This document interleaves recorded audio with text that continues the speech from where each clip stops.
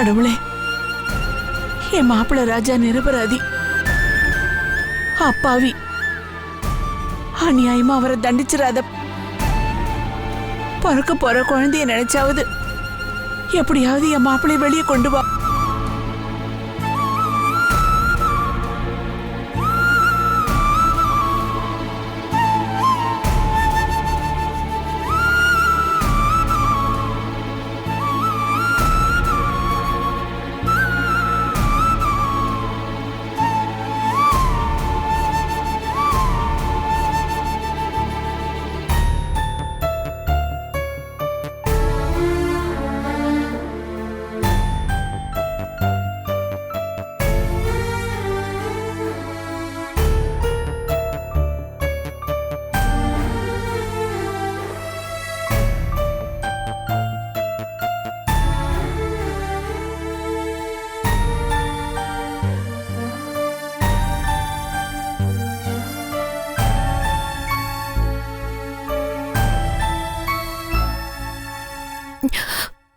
சரசு, அத்தை, என்னம்மா அது வேண்டுதல்? அடுப்புல ஒலைய போட்டுட்டு மறுபடியும் போய் அடுப்பை நிறுத்தணுங்கிற மாதிரி இவ்வளவு அவசர அவசரமா வேண்டிக்கிட்டு ஓடுற? இத பாரு, தெய்வ சன்னதியில எப்பவும் நிதானமா பொறுமையா வேண்டணும். இல்லத்த, ஏன் பிரச்சனை எனக்கு? இத பாரு, யாருக்குதான் பிரச்சனை இல்ல? பிரச்சனை எல்லாருக்கும் தான் இருக்கு. ஆனா சொந்த தங்கச்சி என்ன கேவலமா நடத்துற பிரச்சனை உலகத்துல வேற யாருக்குமே இருக்காது. என் வீட்டுல மட்டும் ஏத்த இப்படி எல்லாம் நடக்குது. யாரு? காயத்ரியா? அவளுக்குதான் இப்ப கல்யாணம் ஆயிடுச்சே, இனியே என்னம்மா பிரச்சனை? அத்த, அப்படி போய் உட்கார்ந்து பேசுவோமா? பிரச்சனை ரொம்ப பெருசுன்னு சொல்லாம சொல்றேன். சரி வா போலாம்.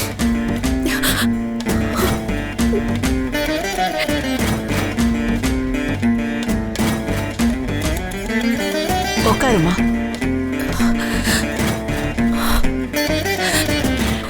என்ன பிரச்சனை? என்னன்னு சொல்லு. என்ன நடந்தது சொல்லு. அத்த, அன்னைக்கு நாங்க உங்க வீட்டுக்கு வந்தப்போ காயத்ரி அந்த பாஸ்கரையே கல்யாணம் பண்ணிக்கிட்டாங்கிறது பேச்சோட முடிஞ்சு போச்சு. அதுக்கப்புறம் ராஜா பத்தியும் அவன் கேஸ் பத்தியும் வக்கீல பத்தியும் பேச ஆரம்பிச்சிட்டோம். ஆனா எங்க வீட்டுல பெரிய பிரச்சனையா இருக்கு. எனக்கும் என் புருஷனுக்கும் அவமானத்துக்கு மேல அவமானம். என்னம்மா சொல்ற? என் பிள்ளைக்கு அவமானமா? உங்க பிள்ளைக்கு ஒண்ணுனா இவ்ளோ பதறீங்களே, எனக்கு ஒண்ணுனா மட்டும் ஏன் அத்தை பதற மாட்டேன்றீங்க? என்னம்மா, நீ அவனும் ஒண்ணுதானேம்மா? அது மட்டும் இல்லாம அக்கா தங்கச்சிக்குள்ள சண்டைனா அதுல வேற யாரும் தலையிட முடியுமா? நீங்க ஒண்ணுக்குள்ள ஒண்ணுதானேம்மா? சரி, என்னதாம்மா பிரச்சனை உங்களுக்குள்ள? பாஸ்கர பத்தி தான் உங்களுக்கு நல்லா தெரியும்ல அத்தை. அவன் ஒரு அயோக்கியன்னு அவகிட்ட நாங்க சொன்னோம். ஆனா எங்க மேல இருக்கிற கோவத்துல வலுக்கட்டாயமா பாஸ்கர கோயில வச்சு கல்யாணம் பண்ணிக்கிட்டா. அதுக்கப்புறம் அவங்க 2 பேரும் சேர்ந்து என்னையும் என் புருஷனையும் பழி வாங்குற மாதிரியே நடந்துக்கிறாங்க. அது மட்டும் இல்ல அத்தை, நான் பிள்ளைய பெத்துக்க தகுதி இல்லாதவளாம், குழந்தை ராசி இல்லாதவளா அத்தை. என் கையால சாப்பிட்டா அவளுக்கும் குழந்தை பொறுக்காதுன்னு சொல்றா. என்னம்மா அது கொடுமையா இருக்கு? இது என்ன தொத்து வியாதியா? உன்னை பத்தி எல்லாம் தெரிஞ்சுமா காயத்ரி இப்படி பேசுறா? அது மட்டும் இல்ல அத்தை, ஒரே வீட்டுல தனி சமையல் நடக்குது அத்தை. அவங்க 2 பேருக்கும் சமைச்சுக்கிறா. அது மட்டும் இல்ல அத்தை, அவங்க 2 பேரும் அந்யோன்யமா இருந்துகிட்டு என் புருஷன் எதுக்குமே லாய்க்கு இல்லாதவங்கிற மாதிரியே பேசுறாங்க அத்தை. யார் என் பிள்ளைய பத்தி அப்படி சொன்னது? சும்மா விட்ட நீ? நான் வந்து கேக்குறேன். இல்ல அத்தை, அவங்க மேல உங்களை கோவப்பட வைக்கணும், அவங்கள பத்தி உங்ககிட்ட கம்ப்ளைண்ட் பண்ணணும்ல நான் சொல்லல. நீங்க அங்க இருந்த வரைக்கும் என் வேதனை எல்லாம் உங்ககிட்ட சொல்லி கொட்டி தீத்துருவேன். நீங்களும் ஆறுதலா எனக்கு 4 வார்த்தை சொல்லுவீங்க. மனசு கொஞ்சம் பாரம் இல்லாம இருந்துச்சு. ஆனா இப்போ சொந்த தங்கச்சியும் அவன் புருஷனும் கூடவே இருந்துகிட்டு எங்களுக்கு பண்ற பிரச்சனைய நான் யார்கிட்ட போய் சொல்ல முடியும்? யார்கிட்ட போய் நான் பேசுவேன்? எல்லா பிரச்சனையும் மனசுக்குள்ளேயே வச்சு வச்சு மனசே ரொம்ப பாரமா இருக்கு அத்தை. நான் உங்களை ரொம்ப மிஸ் பண்றேன் அத்தை. என்னம்மா சுபுவோட தலையெழுத்து ஆண்டவன் இப்படி எழுதி வச்சிருக்கா. இந்த பக்கம் இவன் அவஸ்தைப்படுறான், அந்த பக்கம் திவ்யா புருஷன் ஜெயில இருக்கானேன்னு புள்ளத்தாச்சி பொண்ணா பருத்த வச்சுக்கிட்டு இருக்காமா. ஆமா அத்தை, திவ்யாவுக்கு இப்படி ஒரு நிலைமை வரும்னு நான் கொஞ்சம் கூட எதிர்பார்க்கவே இல்லை. அவ பாவம், புள்ளத்தாச்சி பொண்ணுக்கு எவ்வளவுதான் கஷ்டம் கொடுப்பானோ அந்த ஆண்டவன். இத்தனை நாள் அவங்க பிரிஞ்சிருந்தாலும் எப்படியாவது சேர்ந்துருவாங்கன்னு ஒரு நம்பிக்கை இருந்துச்சு. ஆனா இப்போ ராஜா ஜெயில இருக்காரு. இப்போ அவங்க மறுபடியும் சேர எத்தனை வருஷம் ஆகுமோ தெரியல அத்தை. திவ்யாவோட நிலைமை நினைச்சாதான் அத்தை எனக்கு ரொம்ப கஷ்டமா இருக்கு. அதை விட கொடுமை பிறக்க போற அந்த குழந்தையோட நிலைமை.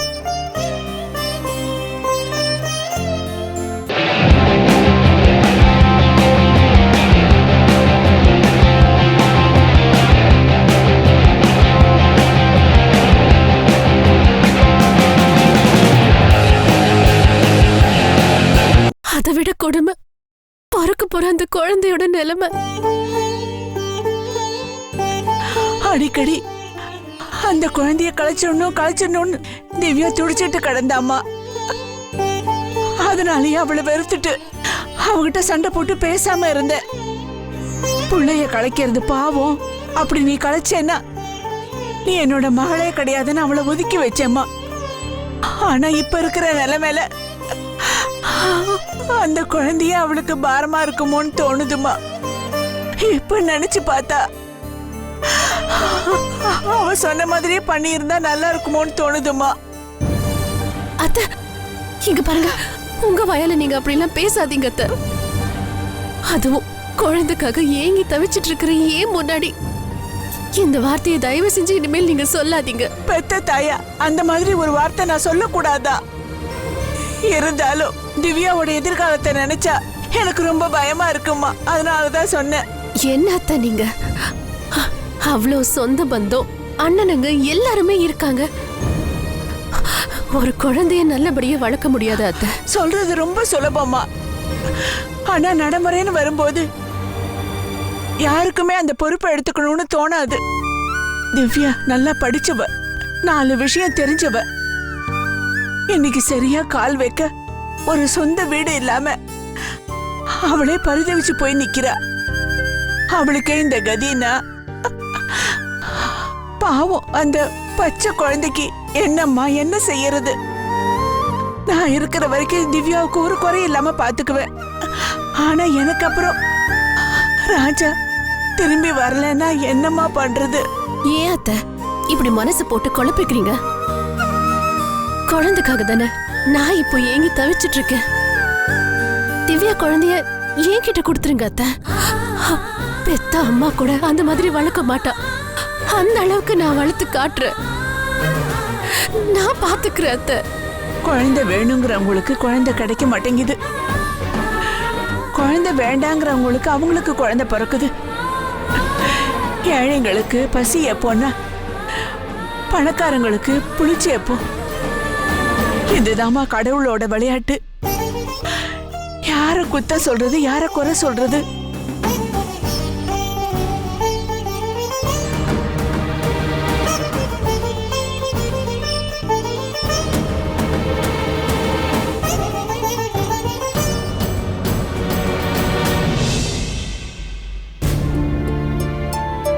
ரேகா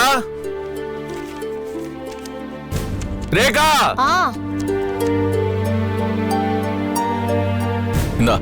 இந்த மாசம் வீட்டு செலவுக்கு பணம் எவ்வளவு இருக்கு? 30,000 ரூபாய் இருக்கு.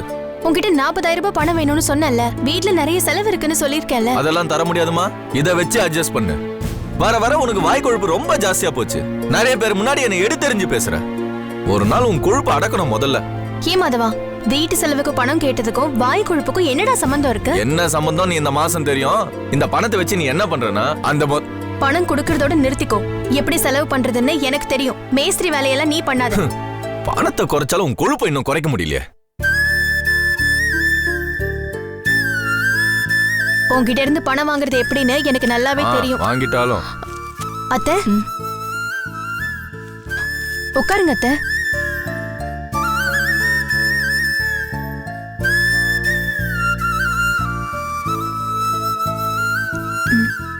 அத்தை என்னாச்சு?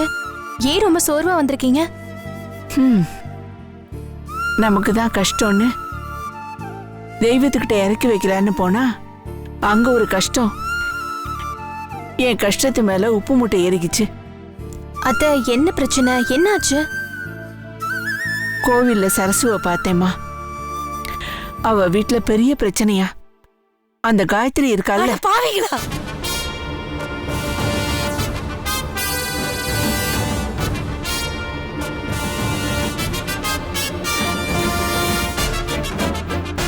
என்ன சுந்தரி? நல்லா இருப்பியலா? நாசமா போயிருவிய, உருப்பட மாட்டிய. யாரும் இந்த வீட்டு ரத்தம் தானே, இந்த வீட்டு சொந்தம் தானே. எனக்கு மட்டும் ஏன் இப்படி ஓர வஞ்சனை பண்றீங்க? ஐயோ பாசம் காட்டு சொல்லி என் குடும்பத்துக்கு எப்படி பாசம் எடுத்து வச்சு ஒன்னதான் எதிர்பார்த்துட்டே இருந்தேன். என் பிள்ளை வாழ்க்கையை எப்படி நாசம் பண்ணிட்டியாடி. உன் அம்மைக்காவது 1க்கு 3 பிள்ளைகள் இருக்குடி. எனக்கு ஒத்த பிள்ளைடி. என் பிள்ளை எனக்கு கிடைக்க முடியாதபடி இப்படி பண்ணிட்டியாடி. அந்த ஒத்த பிள்ளை நீ பத்திரமா வச்சிருப்பதால வாங்கிட்ட ஒப்படைச்சேன். ஆனா அதை கீழே தள்ளி அதை காலம் மிதிச்சு அதை உசுரை எடுத்துட்டியாடி. நாசமா போயிருவாடி. உருப்பட மாட்டேடி. சுந்தரி ஏன் இப்படிதான் பேசிட்டு இருக்க? என்ன நடந்துச்சுன்னு சொல்லு. என்ன நடந்துச்சா? இருமா கருமாதி தான் இருக்கணும். ஐயோ, இன்னையோட அந்த குடும்பத்தோட ஒட்டு உறவு எல்லாத்தையும் நாத்துக்கிறேன். என் அண்ணன் குடும்பத்தோட உறவு விட்டு போயிடக்கூடாதுன்னா தள்ளி தள்ளி ஒதுக்கும் போதெல்லாம் என் மானத்தை விட்டு விட்டு இந்த வீட்டை தேடி வந்து இப்படி வேஷத்தை ஊத்தி என் பரம்பரையே அழிச்சிட்டீங்களே பாவிகளா. அம்மா நீங்க ஏமா இப்படி எல்லாம் பேசுறீங்க? என்ன நடந்துச்சுமா? அங்க ராஜாண்ணனுக்கு ஜெயில ஒண்ணும் பிரச்சனை இல்லையே, நல்லா தானே இருக்காரு. ஏம்மா இப்ப இந்த கேள்வியை நீ எனக்கு தெரிஞ்சு கேக்குறியா இல்ல என்ன வெறுப்பேத்தி பாக்கணும்னு கேக்குறியா?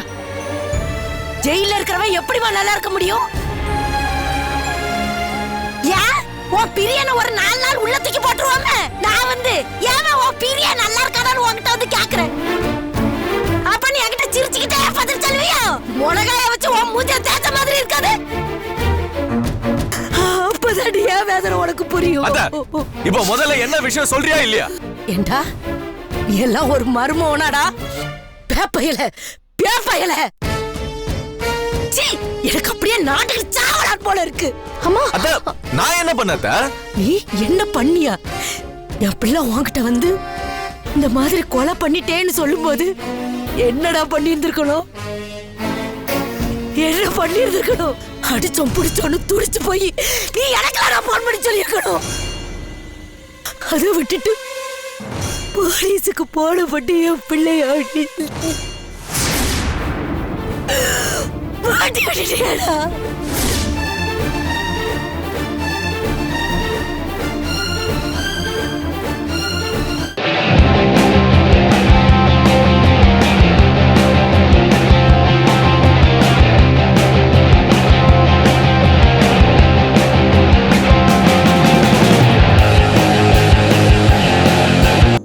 மாட்டி விட்டுட்டியாடா.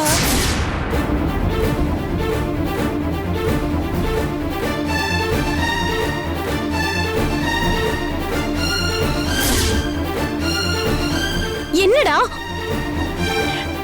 என்ன மாதவாது? சுந்தரி என்னென்னமா சொல்ற? அத்த நான் யாருக்கும் போன் பண்ணல அத்த. ஐயோ என் பிள்ளைகளை எப்படியாவது காப்பாத்தி இருந்திருப்பனே, காப்பாத்தி இருந்திருப்பனே. எங்கேயாவது மறைச்சு வச்சாவது இந்த ஆகாஷ் கொலைக்கு யார் காரணம்னு நான் கண்டுபிடிச்சு தொலைச்சிருந்திருப்பேனே. அதை விட்டுட்டு அது கவிதா கிட்ட என் பிள்ளைய மாட்டி விட்டுட்டானே. இல்ல சுந்தரி, யாரோ உனக்கு தப்பா சொல்லி இருக்காங்க. மாப்பிள்ளை இங்க வந்தாரு, அவரே எல்லா உண்மையும் சொல்லி போலீஸ்க்கு போறேன்னு தான் சொன்னாரு. போலீஸ் எப்படியோ வந்துருச்சுமா. மாதவன் எதுவும் போன் பண்ணி சொல்லலம்மா. நாங்க இங்கதான் இருந்தோம்மா. நல்லா சொல்லுமா அத்தை கிட்ட. ராஜாவை காப்பாத்துறதுக்கு எவ்வளவு முயற்சி பண்ண தெரியுமா உங்களுக்கு? வக்கீலுக்கு நான் போன் பண்ண, அந்த ஆளு லைன்ல வரல. மத்தபடி நான் நீ பிள்ளைய வேணும்னே மாட்டி விட்டுட்டடா. இல்லனா தான் நீ எனக்கு போட போட்டு சொல்லி இருந்திருப்பீங்க. படுபாவி, வேணும்னு மாட்டி விட்டுட்டீங்க. அம்மா, இவரு சொல்லலன்னா என்னம்மா? நான் சொன்னேன்ல போன் பண்ணி ராஜாண்ணனை அரெஸ்ட் பண்ணிட்டாங்கன்னு. நீ எப்பமா சொன்ன? நீ எப்ப சொன்ன? போலீஸ் வந்து போனதுக்கு அப்புறம் தான் நீ சொல்லிருக்க. ஐயோ, மாப்பிள்ளை உங்க எல்லார்கிட்டயும் உண்மையை சொல்லிட்டு தான் வந்திருக்காருன்னு நினைச்சோம். உங்களுக்கு தெரியாதுங்கிறது எங்களுக்கு தெரியாது சுந்தரி. பெத்த வயிறு பத்தி எரிஞ்சுக்கிட்டு இருக்கு. ஏன் நீ எப்படியா நீ உங்களால என்கிட்ட சாவகாசமா பதில் சொல்லிக்கிட்டு இருக்க முடியுது? என் பிள்ளை ஜெயிலுக்கு போயிருக்கானா? இதுல ஏதோ ஒரு காரணம் இருக்குது. காரணம் கண்டிப்பா இருக்குது. அவரு என்ன சொன்னாருன்னா, சொல்றதெல்லாம் விடுமா. இப்ப வரும்போது கூட ஜெயில போய் நான் அவனை பார்த்துட்டு தான் வாரேன்.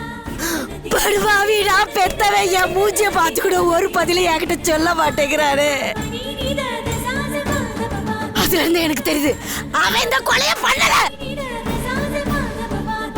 அவனை பெத்தவனா? எனக்கு நல்லா தெரியும் அவன் இந்த கொலைய பண்ணல. ஐயோ ஐயோ, அவன் எதுக்கு இப்படி போய் சொல்றாரு எனக்கு தெரியலையே. அவனை எப்படியும் காப்பாத்த முடியாதுன்னு அங்க இருக்கிற அதிகாரிகள் எல்லாம் சொல்றாவ. எல்லாரும் காலையும் உடந்து கெஞ்சு பார்த்துட்டேன். ஆனா அவனே உண்மையை ஒத்திட்டான். இனிமேல் ஒண்ணும் பண்ண முடியாதுன்னு சொல்றாவளே. நான் என்ன செய்வேன்? அங்க இருந்து நேரா அந்த கவிதாவை பார்க்க போனேன். அவ என்னடனா கொஞ்சம் கூட மனசுல ஈவி இறக்கமே இல்லாம என்கிட்டே என் மவனை தூக்கில ஏற்றி காட்டு சவால் விடுறாளே. எனக்கு வந்த ஆத்திரத்துக்கு அவளை நான் அங்கே அடிச்சு கொண்டு போட்டிருப்பேன். நான் ஜெயிலுக்கு போயிட்டா என் பிள்ளைய யார் ஜெயில இருந்து காப்பாத்துவாங்க? அத மனசுல வச்சிட்டு தான் அவ காலில் விழுந்து கெஞ்சினே கதர்னே. ஆனா அந்த கடன்காரி கொஞ்சம் கூட மனசு இறங்கவே இல்லை. ஏழிய ஓதச்சி வெளியில தள்ளிட்டாளே. என் பிள்ளைய கொல்லாம விடமாட்டா. நான் என் ராசாவை எப்படி காப்பாத்த போறேன்னு தெரியலையே.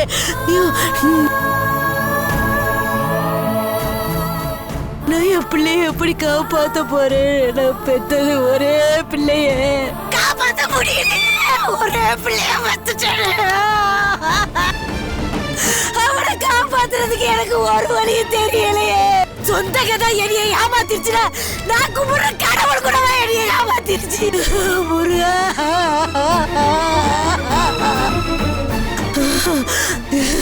என்ன பண்ணுவேன்? என்னமா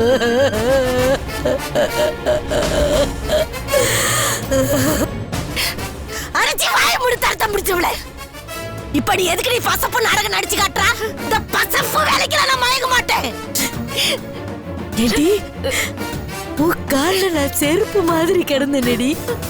சொல்லு, உனக்கு மாமியார் மாதிரியா நடந்துக்கிட்டேன். ஐயோ, இன்னைக்காவது நான் சண்டை போட்டிருப்பேன். ஆனா அது எதுக்காகடி? நீயும் என் பிள்ளையும் சண்டை போடாம சந்தோஷமா இருக்கணுங்கிறதுக்காக தானே. என்னைக்காவது உன்னை திட்டின்னு இருப்பேன். அதுவும் நீயும் என் பிள்ளையும் பிரிஞ்சு பெயராம ஒன்னா வாழணுங்கிறதுக்காக தான். ஏடி, ஒரு வேலைக்காரி மாதிரி நான் நடந்துக்கிட்டு உன்னை மகாராணி மாதிரி வச்சிருந்தேனடி. அப்படி இருந்து என்னை இப்படி தண்டிச்சிட்டியேடி. நீ செஞ்சது நியாயமா? நியாயமாடி?